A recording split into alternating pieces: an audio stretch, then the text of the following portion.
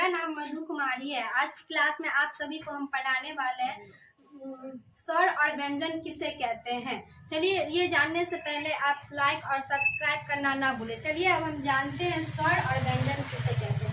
स्वर किसे कहते हैं? जिन वर्णों का उच्चारण स्वतंत्र रूप से और किसी ध्वनि के अन्य ध्वनि के बिना लिया जाता है उसे हम स्वर वर्ण कहते हैं। चलिए देखिए, जिन वर्ण का उच्चारण स्वतंत्र रूप से और किसी अन्य ध्वनि की सहायता लिए बिना किया जाता है तो उसे स्वर वर्ण कहते हैं। जैसे कि हम मतलब बोलते हैं कोई शब्द तो उसमें हमें सहायता ना लेना पड़े किसी अन्य शब्द का, तो वो स्वर वर्ण कहलाता है। स्वर वर्ण के कितने प्रकार होते हैं आप लोग कमेंट जरूर करिएगा। स्वर वर्ण के 2 प्रकार होते हैं, हर्ष स्वर और दीर्घ स्वर।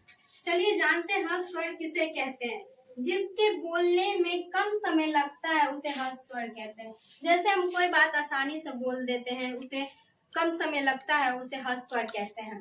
चलिए अब जानते हैं दीर्घ स्वर किसे कहते हैं। जिसके बोलने में अधिक समय लगता है उसे दीर्घ स्वर कहते हैं। जैसे हमें बोलने में अधिक समय लगा, जैसे किसी की सहायता लिए, उसे दीर्घ स्वर कहते हैं। जानते हैं व्यंजन किसे कहते हैं। तो जिन वर्णों का उच्चारण स्वर की सहायता से होता है तो उसे व्यंजन वर्ण कहते हैं। व्यंजन वर्ण के कितने प्रकार होते हैं? व्यंजन वर्ण के 3 प्रकार होते हैं। व्यंजन वर्ण के मुख्य 3 प्रकार होते हैं। पहला स्पर्श व्यंजन, दूसरा अतस्थ व्यंजन, तीसरा ऊष्म व्यंजन। धन्यवाद। लाइक और सब्सक्राइब करना ना भूलें और शेयर कमेंट जरूर करें।